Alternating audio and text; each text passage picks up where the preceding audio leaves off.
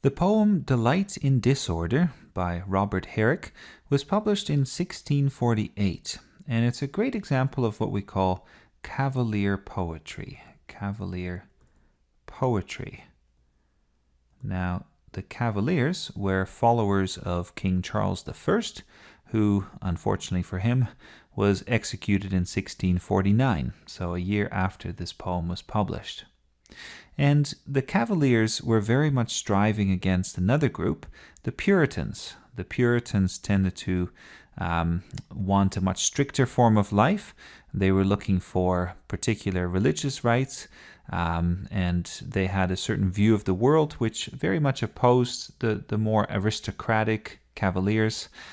Even though Robert Herrick himself came from fairly lowly origins, you might say, he nevertheless supported the king, and he embraced the worldview that we associate with Cavalier poetry. A lot of his poems then celebrate a happy life, a good life. They tend to be classical in nature, so they look back to particularly Roman models of verse. They're often quite erotic and daring. They celebrate a certain English ideal, a kind of English nationalism. And as mentioned, they really oppose a strictness of life that they associate with the Puritans. So that's a way to kind of think about Cavalier poetry as a whole, and we'll see that in this poem, Robert Herrick looks at a woman's dress. And I think the Puritans would have seen this focus on dress, on the external, on the outward, as somewhat frivolous and meaningless. But Robert Herrick finds this entirely enthralling and captivating. So that's the context here.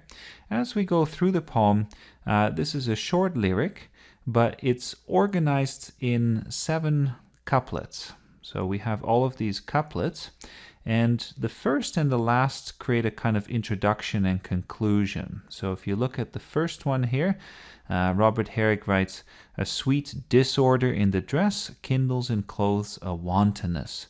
This is the introduction because he's saying that when you look at the dress of a woman, if there's a little bit disorder, not too much, but a kind of sweet disorder and chaos, then that kindles. So kindles suggests that there's a spark, right? Like an erotic kind of spark. It kindles a wantonness. And by wanton, we mean something that's sexually lawless. Okay, so sexually lawless or unrestrained. There we go, lawless. So the first couplet then, he's basically saying, this is what a dress, a certain kind of dress does to me.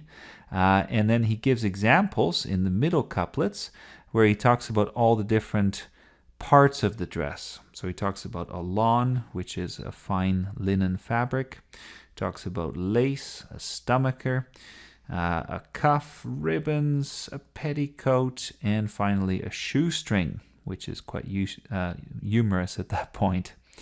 And then finally we get to the final couplet.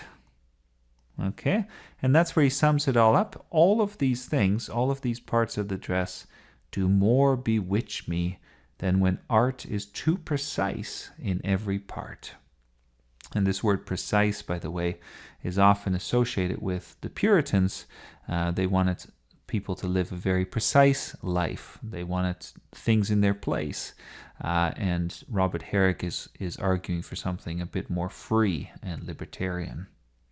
So that's the essential structure of the poem. Now there are a few words that can be confusing, so let's go through it in somewhat more detail here. We'll pick it up then with the third line, and he says, a lawn about the shoulders thrown into a fine distraction. Notice that the rhyme scheme is a bit awkward here. He says thrown, and this should rhyme then distraction. A little bit awkward, but we'll come back to the rhyme scheme because he seems to be doing this on purpose. Even the rhyme scheme is somewhat disorderly, as we'll find out. Then we have an airing lace, and the word airing here has the sense of wandering. Okay, wandering, going off course. But there's also a secondary meaning, which is to go astray in the sense of sin, perhaps, making an error. And if you think of Alexander Pope's famous line where he says, "To err is human, to forgive divine," you can see what I'm talking about here, right? To err is also to make a mistake. So think of that secondary sense as well here, because we'll come back to some of these words in the way they're not just talking about dress, but they seem to be talking about a particular way of living as well. The word enthralls is another one of these words with two meanings. So on the surface, the word enthralls means something like captivates. It captivates. But in other poems, Robert Herrick also uses enthralls to mean enslave. A thrall is a slave. If you look at his poem The Vine, for instance, he uses this word with that particular meaning. So these two lines are quite difficult, but the idea here is that a stomacher, the other word in this line, is a kind of triangular piece of clothing, a kind of panel, which is set between two parts of the upper part of the dress. And the stomacher then is crimson or red, and the lace, I think the idea is that the lace is meant to hold it down or keep it in check, but it also captivates when the lace is kind of airing, when it's wandering, when it's not properly attached. Now these lines are quite difficult, and I've looked at them for a long time, and it can be hard sometimes to find out exactly what is meant, but maybe that's part of the effect. It's a little bit messy at times, it's a little bit disorderly, and with the words being puns, you can read them in a number of different ways. Then we have a cuff neglectful, and notice how this word seems to animate the cuff. So the cuff is over the wrist, and it's neglectful, and it's almost like the dress itself is coming alive. One thing that critics have noted is that there's not really a woman in this picture. It's a strangely disembodied poem, as if the dress leads a life of its own. And thereby, so thereby means in that region or close by the cuff, ribbons to flow confusedly. Notice too how confused the syntax is here. It sounds very awkward, right? Ribbons to flow confusedly.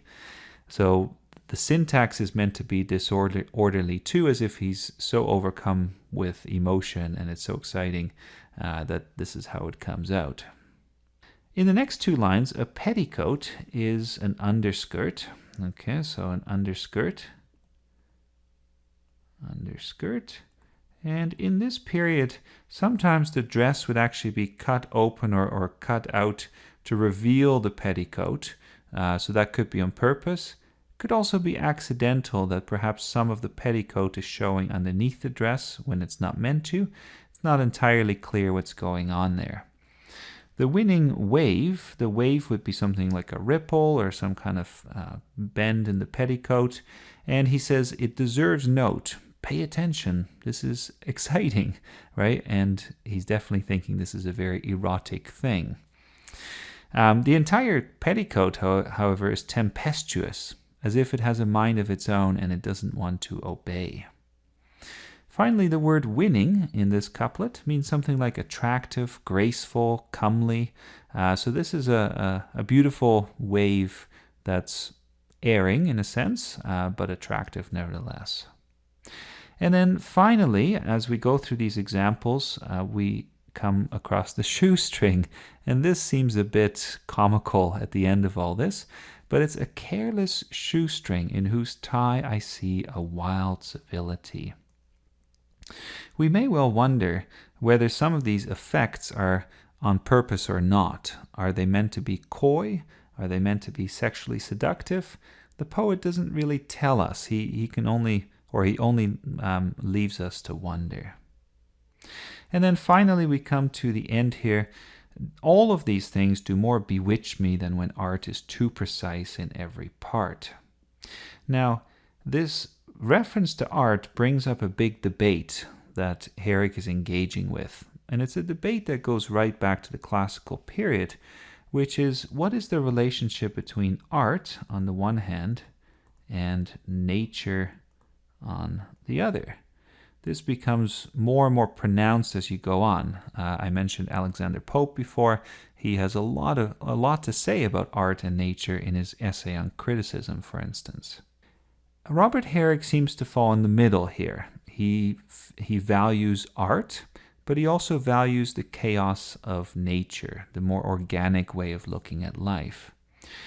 And as you look at the poem, it's easy to kind of get distracted by all the words that suggest disorder, right? Disorder, wantonness, distraction, and so on and so forth. But there are also other words that suggest the beauty of civility, right? It's a wild civility. And we have these qualifications all the way through. So before he said, it's not any disorder, it's a sweet disorder. Or when he talks about an erring lace, he says, it's here and there, not everywhere, but just in certain places. So he is trying to find a balance then between art and nature, and that balance is what he finds erotic. So he finds this very attractive. That gives us a pretty good sense of the poem. There's a few final things to notice. The one has to do with the relationship between form and content. Form and content. Now, I've already alluded to this a little bit with the rhyme scheme, but I can elaborate on this right now. The form of a poem is the rhythm, the meter, the rhyme, right? The genre. That's the kind of external appearance. The content is the message. And poets often try to make the two match each other. So in this poem, the form also has a wonderful mixture of order and disorder. You can see it in the rhymes. At the very end of the poem, we finally have a perfect rhyme. Art and part, perfect rhyme, right? All the way through before that, we have mostly imperfect rhymes. And we also have a lot of rhymes where we have a word that's just one syllable rhyming with a much longer word. So we have dress, wantonness, throne, distraction. It's really hard to rhyme that. There and stomacher, thereby confusedly. So some of these are sight rhymes, at least to us today. Note, petticoat, tie, civility. You can hear that the rhymes are often a little bit forced. But then at the end, we have perfection. We have art as opposed to disorder. You also see it in other places. We talked about the syntax being somewhat confused at times. Even the meter has this. So the second line is not really iambic to start. It doesn't go pa-pom, pa-pom, pa-pom, right? It starts with kindles in clothes a wantonness. So it becomes iambic again, but it starts off with a stress on the first syllable. Those are a few examples in which the form matches the content. And that's what makes this such an exciting and such a clever poem. Another thing to notice is how many of these words in the poem can be extracted, and if you kind of tally them all up, you start to see a bit of a pattern. They're not just about a dress. They're also about a way of thinking about life. We talked about the Puritans, how Robert Herrick is kind of opposing that worldview. All of these words together, words like neglectful and tempestuous, bewitch, right? All of these words suggest a more carefree, a more libertarian view of life. And there's definitely people who have wondered whether this is not just about a dress, but there's other things happening here as well. So as you think about the poem then, at the center of it, we have a dress. But then moving out from that, we have these other questions. Is the dress some kind of representation of a worldview? A way of thinking about life? And another thing to think about is, where is the woman in all this? So the absent woman, where is the woman? Does the woman matter? Is the dress by itself interesting and significant? And related to that then is the question of masculine desire. What is Robert Herrick most excited about? Is it the dress, surface meaning? What do these things mean to him, and is he okay with the woman not necessarily being there? So those are a few things to think about, but I hope you enjoyed this explanation of the poem. And again, I think this is a great example of a cavalier poem.